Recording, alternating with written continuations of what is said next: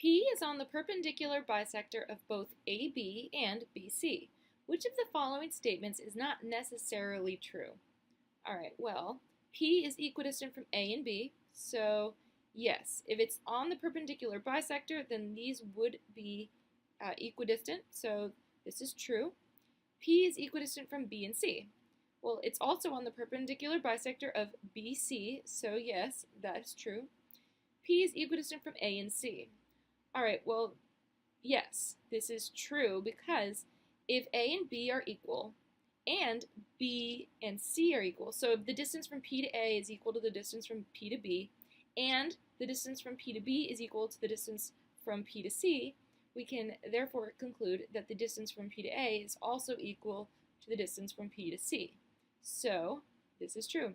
The answer here is P is equidistant from S and T. So these distances here are not guaranteed to be equal in length. I will demonstrate using a very poorly drawn example that I will do right now. So here is a triangle that looks a little less like an equilateral triangle. So let's draw the perpendicular bisectors here. So this one, that looks about right. That is the perpendicular bisector of this side, and this, right in the middle, 90 degrees up, is the perpendicular bisector of this side. So now let's look at these lengths again. So we have A, B, and C over here. Now, this is our point P. Is P equidistant from A and B? Yes, it is. See, like boom and boom. These are equidistant still. Is it equidistant from B and C? Yes, it is. Well, C is over here. This line doesn't have to be this long. Let me shorten it. Okay. There we go. It makes it a little clearer. Okay.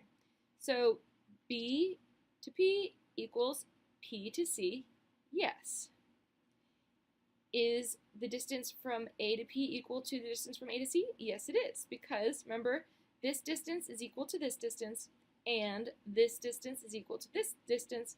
Therefore, this first distance is also equal to this distance over here.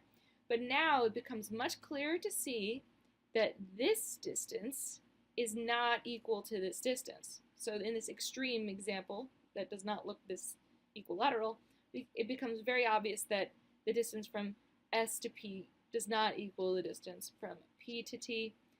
Therefore, our answer is D.